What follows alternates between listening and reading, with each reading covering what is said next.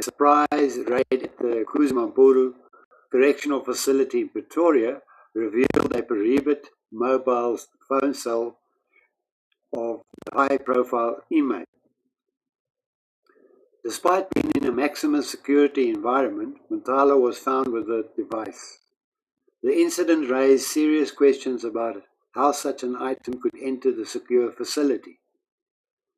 The investigation that followed suggested a deep connection between the prisoner and those meant to guard him.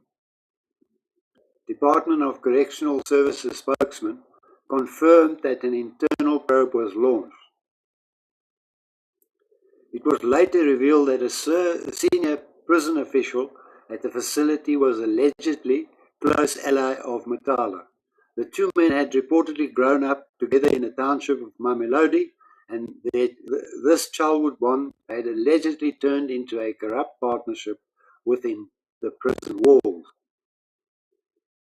The official is believed to have acted almost as a servant to the VIP prisoner, providing him with luxuries and access to outside world that are strictly forbidden for ordinary inmates.